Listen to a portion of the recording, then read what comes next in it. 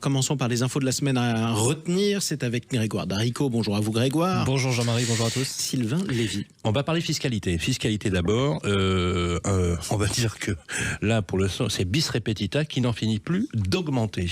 Oui, c'est la taxe foncière, Sylvain, plus 32,9%. C'est la hausse moyenne constatée de la taxe foncière entre 2013 et 2023 sur tout le territoire français, d'après l'Union nationale des propriétaires, l'UNPI. Et plus 4,9%, c'est la hausse constatée pour cette seule année 2024. Rien qu'en 5 ans, ce sont 20% de hausse moyenne qui ont été constatées. Une série haussière qui est vertigineuse, qui n'en peut plus de peser lourd sur le budget des propriétaires. Pour les Parisiens, par exemple, ce sont 83% de hausse constatée entre 2013 et 2023. Alors les Français se posent la question de comment on explique cette hausse. Alors déjà, le calcul de la taxe foncière, Sylvain, c'est cet impôt local que vous devez payer si vous êtes propriétaire. Il est assez simple, il est calculé en fonction de la valeur locative du logement, c'est-à-dire le niveau de loyer annuel théorique que le logement pourrait produire s'il était loué. Puis lui est appliqué un pourcentage d'imposition voté par les collectivités locales.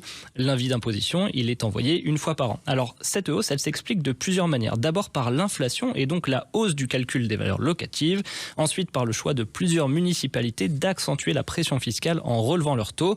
Un système que l'UNPI trouve injuste. L'Union propose ainsi de refondre tout le système pour éviter les trop grandes disparités entre les communes. On rappelle que l'UNPI, c'est l'Union nationale de la propriété immobilière. Non, des propriétaires immobiliers. Voilà. Des propriétaires immobiliers, tout à fait.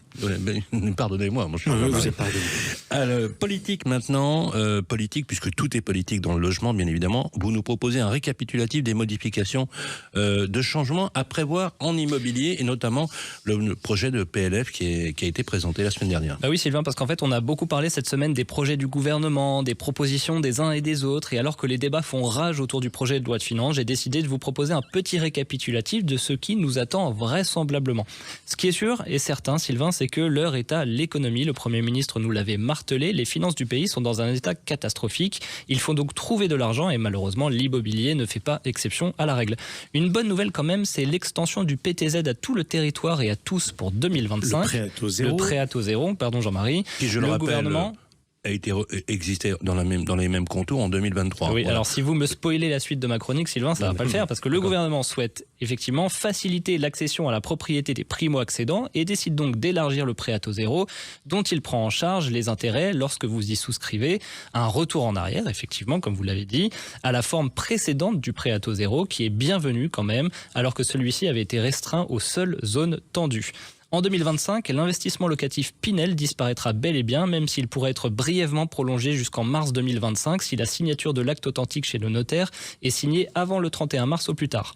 Alors pour rappel, le Pinel ouvrait droit à une réduction d'impôt sur le prix d'achat d'un logement mis en location sous condition.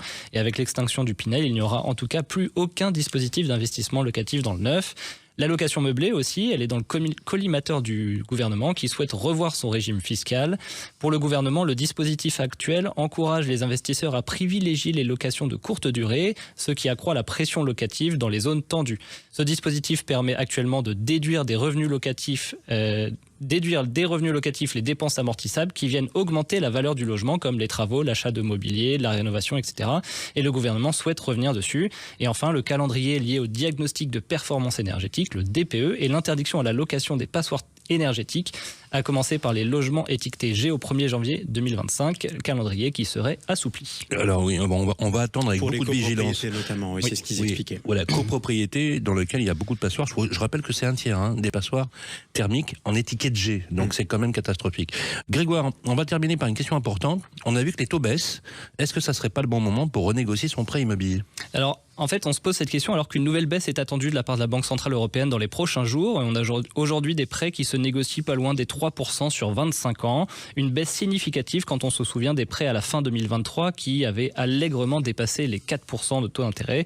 Ce qui est bien avec des taux d'un tel niveau, c'est que l'on peut arriver avec un apport plus petit. Il était conseillé à plus de 20%, mais avec la baisse des taux conjuguée à la baisse des prix, les banques font un effort, même si un apport élevé peut vous aider à obtenir des conditions plus avantageuses. Mais bon, la question que beaucoup se posent, c'est n'est-ce pas le bon moment pour renégocier son prêt immobilier, surtout si vous l'avez souscrit à un taux supérieur à 4%. Eh bien, pas encore. Pourquoi ? Parce que pour renégocier son prêt, on conseille deux conditions. La première, c'est qu'il y ait au moins 0,7 points d'écart entre le crédit souscrit et le nouveau, une condition qui peut être remplie en ce moment. Mais la seconde, c'est une durée de 2 années d'amortissement avant renégociation. Donc, il est encore un petit peu trop tôt, mais préparez-vous à agir, surtout que les taux sont loin d'avoir atteint un niveau plancher. Bon,